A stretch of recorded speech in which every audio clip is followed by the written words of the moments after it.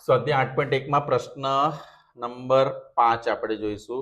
સબાચ ABCD માં વિકર્ણ બીડી પર બે બિંદુઓ પી અને ક્યુ લીધા છે. જો તમને આકૃતિ અંદર આપી છે ને આપણે ડ્રો કરી દઈએ પહેલા. કંઈક આ રીતે આકૃતિ છે.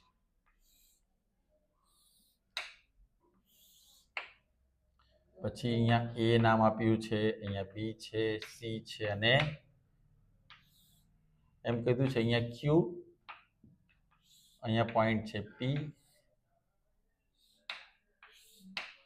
આની અંદર તમારે સાબિત શું કરવાનું છે? આની અંદર છે ને બહુ નાની નાની વસ્તુ ધ્યાન રાખવાની છે. તમારે સમંતર ચતુષ્કોણના વિકર્ણ બીડી પર બે બિંદુઓ પી અને ક્યુ છે, જેથી ડીપી અને બી ક્યુ થાય.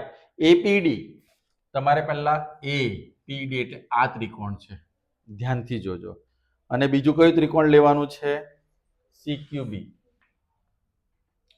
આ બેને આપણે સરખા સાબિત કરવાના છે. પહેલા કયું ત્રિકોણ લેવાનું છે? એપીડી અને ત્રિકોણ. ક્લિયર? હવે જરા ધીરજ સંસ રાખજો ને અહીંયા જુઓ. આ એક ને આ એક સરખું છે. પહેલી શરત મને મળી ગઈ. બીજી શરત મને કઈ મળશે? જો અંદર તમને કંઈક આપ્યું છે, ધ્યાનથી જો. બીજી કોઈક શરત તમને એવી આપી છે કે જેથી તમે પકડો. એક આપ્યું છે તમને ડીપી અને બીક્યુ સરખા આપ્યા છે. ચલો, મારું કામ થયું કે બાજુ મળી ગઈ. અહીંયા પણ બાજુ મળી ગઈ. બે ત્રિકોણની આપણે વાત ચાલી રહી છે. હજુ એક વસ્તુ મારે, હવે જો બા મળ્યા છે, બે વાર બા મળ્યા તો મારી એક જ શરત હવે લાગુ પડશે. બા એક એ લાગુ પડશે, ક્યાં તો બા ખૂબા. આ બેમાંથી એક શરત લાગુ પાડી શકાય. તો બા પોસિબલ નથી, કારણ કે આપણી પાસે ક્યુસી બરાબર એપી છે સરખું. તમારું ત્રિકોણ કયું છે? આ જુઓ, બી ક્યુ અને સી. બીજું કયું છે? એ પી અને ડી. તમને સરખા શું કીધા છે? આ બે કીધું છે.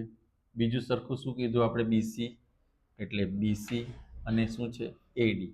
એટલે તમારી પાસે ક્યાં ત્રીજી બાજુ સરખી હોવી જોઈએ. કોઈ એપી અને ક્યુસી અને એપી સરખી છે એવું કઈ આપણી પાસે છે નહીં. તો હવે મારે કઈ શરત લાગુ પડશે? બા ખૂબા. તો એના માટે ખૂણો. તો મારી બે બાજુ કઈ છે? એક આ અને એક આ. એની વચ્ચે ખૂણો આ બનશે અને આ ખૂણો બનશે. પણ એ સરખો છે એવું મને કેવી રીતે ખબર પડશે? કયું? યુગ્મ કોણ. યાદ આવી ગયું તમને? દેખાય છે આખું આ? બરાબર છે ને? તો હું સૌથી પહેલા શું લખીશ? અહીંયા આપણે પ્રૂવ કરી દઈએ કે એડીબી ઇઝ ઇક્વલ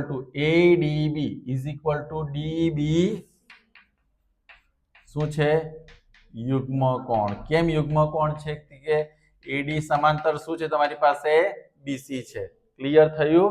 આ એડીબી અને ડીબીસી એક. અને નંબર શું આપી દઈએ?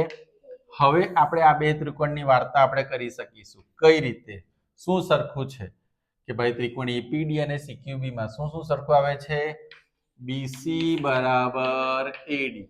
પછી બીજું શું સરખું આવે છે? બી. આને શું લખીશું આપણે? પક્ષ લખી દઈએ. પછી બીક્યુ બરાબર શું લખી દઈશું? ડીપી. એ પણ શું થયું? પક્ષ તમને આપ્યું જ છે. અને આપણે સાબિત કર્યું કયું? ખૂણો એડીબી બરાબર ખૂણો. હા, નહીં, પણ આની અંદર આપણે કરી શકીએ હજુ એક વસ્તુ. એડીબી લીધું ને એના બદલે એડીપી પર અટકી જાઓ. શાના પર અટકી જાઓ? ઓકે. ને અહીંયા શું આવશે? લખી શકાય જેમ કે ડી ક્યુ શું હતું? તો ડીબીસી હતું ને? તો હું શું કરી શકું અહીંયાથી? સી બી ને અથવા એટલે અહીંયા આપણે લખી શકીએ ક્યુ બી અને. તો અહીંયા લખી શકાશે આપણી પાસે શું લખી શકાશે? એ ડી અને અહીંયા લખવાનું છે આપણે પી. અને અહીંયા શું લખીશું આપણે? ક્યુ સી. અને આને શું લખીશું? પરિણામ શાના પરથી લીધું આપણે? એક પરથી લીધું છે. તો હવે આપણા બે ત્રિકોણ એપીડી એકરૂપ ત્રિકોણ શું આવશે? સીક્યુબી. શરત કઈ આવી ગઈ? બા ખૂબા. અને એમાં સીપીસીટી શું આવશે? ક્યુસી બરાબર એપી અથવા એપી બરાબર એ શું આવ્યું તમારું? સીપી ગયું? જો નિયમ આવડતા હોય તો શું ફાયદો થયો ખબર પડી ગઈ ને, રૂલ્સ ખબર હોય. તમને યુગ્મ કોણ ના ખબર હોય તમે અહીંયા સ્ટક થઈ જાઓ. બીજું મારા મગજમાં પહેલા સવાલ શું આવેલો કે બે બાજુઓ સરખી આવી ગઈ એટલે મારી પાસે બે જ શરત વધે છે, ક્યાં તો બા બા બા, ક્યાં બા ખૂબા. એટલે મારે એના માટે જ પછી લડત લડવાની હોય. એટલે આ રીતે સોલ્વ કરવાનો હોય ક્વેશ્ચન. ચલો એમાં જો બીજી શરત શું કીધી છે, બે વસ્તુ થઈ ગયું, આ સેકન્ડ નંબર આવી ગયું અને આ ફર્સ્ટ નંબર, બે આન્સર આવી ગયા. થર્ડ નંબરમાં શું કહ્યું છે, આપણે કયો ત્રિકોણ લેવાનો છે? હવે ત્રિકોણ અને ત્રિકોણ કયો લેવાનો છે? ચાલો તો ત્રિકોણ પહેલા તો જોઈ લઈએ કયા કયા છે આપણા. એ ક્યુ બી. હવે તમે મને કીધું આમાં કઈ શરત યુઝ થશે. હા, અને સી ડી અને પી. પહેલા તો આ સરખું છે, પછી બીક્યુ બરાબર પીડી બંનેમાં સરખું છે. બે વાર બા બા આવ્યા છે એટલે મારી બે શરત યુઝ થશે, બા બા બા કે બા ખૂબા. પણ બા બા બા પોસિબલ નથી કારણ કે એક્યુ અને એ તો આપણે સરખા નથી. તો આપણી શરત કઈ યુઝ થશે? તો મારી એક બાજુ આ છે, એક બાજુ આ છે, એટલે મારો આ ખૂણો આવવો જોઈએ. એક બાજુ આ છે, એક આ છે, તો આ ખૂણો આવવો જોઈએ. તો એનામાં પણ શું લાગુ પડશે? ખબર પડી ને? હવે તમને વેલ્યુ ખબર પડે છે રૂલ્સની? યુગ્મ કોણ ના ખબર પડે તો અટકી જવાય ને. તો ચાલો હવે એની અંદર સૌથી પહેલા તો આપણે શું લખી દઈએ કે ભાઈ એ બી બરાબર શું લખીશું? સીડી. જેના માટે હું શું લખીશ? પક્ષ. બીજું લખીશ બીક્યુ બરાબર પીડી. એના માટે પણ શું લખી દઈશ? પક્ષ. અને કયો ખૂણો? એ બી ક્યુ. જો ભાઈ તમને જો ખબર હોય ને કે મારા હવે આ જ ખૂણા આવવાના છે, તમારે અહીંયા પણ નહીં જોવું પડે. તમને યુગ્મકોણનો રૂલ્સ ખબર છે, લખી દો એ બી ક્યુ. અહીંયા શું લખી દેશો? C D P. બરાબર છે. તો અહીંયા શું લખશો તમે? અહીંયા યુગ્મ કોણ શું લખશો? તો ત્રિકોણ એ ક્યુ બી. એકરૂપ ત્રિકોણ શું આવ્યું? સીપીડી.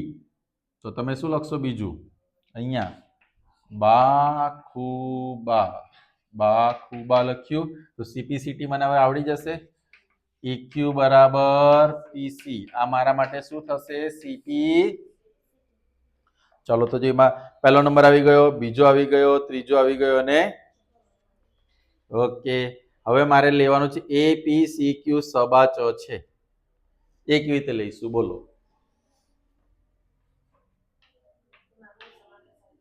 હે એમાં આવી ગયું? હા, તમે અહીંયા લખ્યું છે કે ભાઈ એ બી બરાબર શું લખ્યું? ક્યુસી. અને બીજું શું લખ્યું? એક્યુ બરાબર. અને આ સામસામેની જે જોડ હોય તે સામા સરખી હોય છે? આ નિયમ આપણે ક્યાં શીખેલા? થિયરીમાં. કામ લાગી ગયો? હવે તમને ખબર છે દાખલા ક્યારે આવડશે? બરાબર છે. તો લખવાનું કે સબાચની કેવી બાજુઓ? સામસામેની બાજુ કેવી હોય છે? સામસામેની બાજુ સરખી હોય. માટે ચતુષ્કોણ એ પી સી ક્યુ શું નામ આપ્યું છે લોકોએ? એ પી સી ક્યુ શું છે? સબાચ છે. શું છે? અને મારે સમાંતર સાબિત કરવી હોય તો શું કરવું પડશે ખબર છે? પછી આ સમાંતર બી આ જો પછી આ સમાંતર થઈ જશે. આ બધા ખૂણા બી કેવા થવા માંડશે? આપોઆપ એકરૂપ થવા માંડે યુગ્મ કોણની રીતે. ઓકે, ચાલો તો નેક્સ્ટ પ્રશ્ન કરીએ. પ્રશ્ન નંબર 6.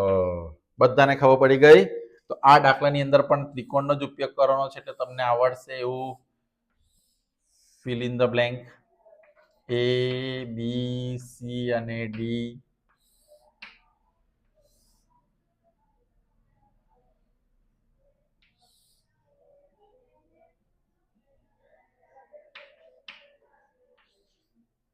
ક્યુ.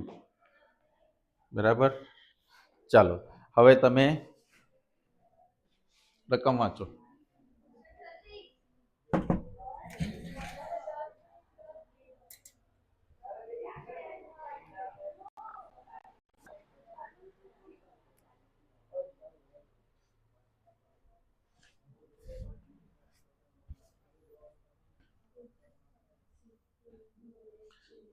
જોયું તમે શું કરવાનું હતું આની અંદર? એપીબી અને સીક્યુડી આપણા બે ત્રિકોણ પહેલા તો ઓળખો કયા કયા છે. એપીડી અને સીક્યુડી. અચ્છા આ લેવાનું છે એપીબી ત્રિકોણ એપીબી આપણે લાઈન ડ્રો કરી દઈએ તો આપણને થોડું ચોખ્ખું ચોખ્ખું દેખાય. એપીબી અને ત્રિકોણ કયું? ચાલો હે કોઈ માઇકાલાલ ને એના માટે છે ને કામ કરવાનું હંમેશા આપણે શું કરીએ છીએ? આકૃતિને તોડી ફોડીને ભૂક્કો કરી નાખો. બરાબર છે. અને સી ક્યુ ડી જ્યાં સુધી તમે આવું નહીં કરો તમને આકૃતિમાં થોડું ગતાગમ ના પડે. બીજું તમને આની અંદર શું કહ્યું છે કે સમાંતર બાજુ ચતુષ્કોણ છે. સમાંતર બાજુ ચતુષ્કોણ એટલે એપી બરાબર શું થવા નહીં આ નહીં થાય આ થશે એબી બરાબર. તો અહીંયા તમારી પાસે એક કાટખૂણો આવી ગયો છે એની સામેનો શું આવી ગયો છે? કર્ણ. હવે જરૂર નથી કે કાટખૂણો કર્ણ બાજુ આવે. અહીંયા ખૂણો આવ્યો છે એમ માની લો અહીંયા એક બાજુ આવી છે તો તમારી પાસે બે શરત ત્રણ કેટલી શરત અવેલેબલ છે? ચલો મને કહેશો. મારી પાસે એક ખૂણો છે એક બાજુ છે. જો એક મારી પાસે ખોખુબા શરત આવી શકે, મારી પાસે બાખુબા શરત નહીં આવી શકે ને કારણ કે એક બાજુ આ છે અને એક ખૂણો અહીંયા આવી ગયો એટલે બાખુબા શરત ચાલી ગઈ. બીજી કઈ શરત આવી શકે? કાકબા આવી શકે. કાટખૂણો છે કર્ણ છે એટલે બે શક્યતા આપણી વધી ગઈ. ખોખુબા આગળ વધુ તો હવે જોઈએ કઈ કઈ બાબા થાય છે. તો મને જણાવો ખુખુબા કરવું હોય મારે તો શું સરખું હોવું જોઈએ? આ કા આ. પણ આપણા ત્રિકોણ પ્રમાણે જુઓ ને તો આના ચાન્સીસ વધારે છે. કેમ મને કોઈ કહેશે?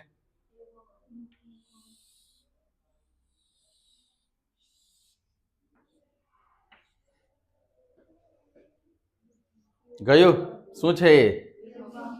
યુગ્મ કોણ. તો ત્રિકોણ એપી એનામાં શું લખીએ? સૌથી પહેલા એબી બરાબર સીડી. શું લખીશ એને હું? પક્ષ. પછી લખીશ ખૂણો પી બરાબર ખૂણો ક્યુ. કેટલા અંશનો ખૂણો છે? 90 અંશનો ખૂણો છે. પછી એ બી પી બરાબર હું લખીશ સી ડી ક્યુ. એનામાં આપણે શું લખીશું? યુગ્મ કોણ. અને ત્રિકોણ એ પી બી આપણા શું થઈ ગયા? એકરૂપ થઈ ગયા સીક્યુડી સાથે. એને આપણે શું લખીશું? એંગલ રે ખૂ બા. શું થઈ જાય? ખૂ બા. સીપીસીટીમાં હું શું લખી શકીશ? એપી બરાબર અંદર શું સાબિત કરવાનું છે? આ બે વસ્તુ સાબિત કરવાની છે. ક્લિયર થયું? હવે સાતમો હમણાં નહીં લઈશ તમને ખબર જ છે. આપણે ઉદાહરણ 1 લઈ લઈએ. ચાલો ઉદાહરણ 1 જગ્યા છે તો ઉદાહરણ 1 પણ ભણાવી દઉં છું. ઉદાહરણ 1 શું કહે છે? બતાવો કે લંબચોરસના દરેક ખૂણા શું છે? કાટખૂણા છે. તો લંબચોરસ એટલે કોઈની મને થિયરી પ્રમાણે થોડુંક સમજાવશે લંબચોરસની ખાસિયત શું હોય છે? હા સામસામેની બાજુ સરખી. પછી બધા ખૂણા કાટખૂણા. પછી અહીંયા તો સાબિત કર્યું છે બધા ખૂણા કાટખૂણા એટલે એ ચાલો બરાબર. પછી પાસ પાસેના ખૂણા પૂરક કોણ. હા પછી એના વિકર્ણો એકબીજાને દુભાગે અને વિકર્ણો સરખા હોય. લંબચોરસના અને ચોરસના વિકર્ણો કેવા હોય છે? હજુ પણ કહું છું every rules must be in your brain. કયો રૂલ્સ કાં વાપરવાનો આવશે તમને ખબર? તમે જ્યાં સ્ટક થાવ ને એટલે તમને રૂલ્સ જ બહાર કાઢે. સમજી કે મેથ્સની ખાસિયત છે કે જેટલા રૂલ્સ પાક્કા હશે એમસીક્યુ એટલા ખોટા પડશે નહીં. ને જેટલા રૂલ્સ કાચા હશે એટલે એમસીક્યુ એને જ આવડી શકે 1 માર્ક્સના કે જેને થિયરિકલ પાર્ટ સ્ટ્રોંગ હોય. હું એમ કહી દઉં કે ભાઈ નીચેનામાંથી આપેલો ચતુષ્કોણ કયો છે જેના વિકર્ણોના માપ સરખા હોય અને સામસામેની બાજુઓ સરખી હોય? તે લંબચોરસ જ આવે. ચોરસમાં શું આવે? બધી બાજુના માપ કેવા હોય? સરખા હોય. વિકર્ણો એકબીજાને કાટખૂણે દુભાગતા હોય. એટલે મને જ્યારે નિયમોનું ડિફરન્શિએટ ખબર હોય તો પછી મારે આ બધી પ્રોબ્લેમ આવતી નથી. ચાલો આપણે આના પર આવીએ. લંબચોરસ છે. લંબચોરસમાં આપણે ધારો કે ખૂણો એ લઈ લઈએ 90. ખૂણો એ શું લઈ લઈએ? પછી આ ભાઈ આપણને એક નિયમ કીધો, લંબચોરસના પાસ પાસેના ખૂણા પૂરક હોય છે, હે ને? લંબચોરસના શું હોય છે? લંબચોરસના લો કે સબાચના પાસ પાસેના ખૂણા કેવા હોય? ખૂણા પૂરક હોય. શું હોય છે? પૂરક. પૂરકનો મતલબ થાય ખૂણો એ વત્તા ખૂણો બી કેટલા થશે? 180. એનું માપ આપણે 90 ધારી લીધું છે, તો બી તમને કેટલા મળશે? 180 માંથી 90 જશે તો બી બરાબર શું આવશે? હવે મને એ જણાવો, સબાચમાં સામસામેના ખૂણા કેવા હોય? હા, જો બધા નિયમ વપરાય છે ને. સબાચના સામસામેના ખૂણા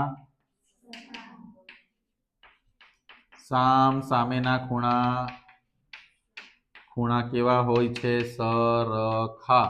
તો ખૂણો એ બરાબર ખૂણો સી બરાબર શું આવશે? 90. અને ખૂણો બી બરાબર ખૂણો ડી બરાબર શું આવશે? 90. તો ચારે ચાર ખૂણા કેટલા આવ્યા? 90. તો આના પરથી શું સાબિત થાય છે?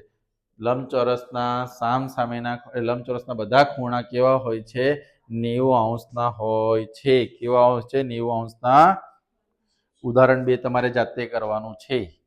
ઓકે, ઉદાહરણ 2 તમારે જાતે કરવાનું. ચાલો આટલું તમે 4 વસ્તુ કરો.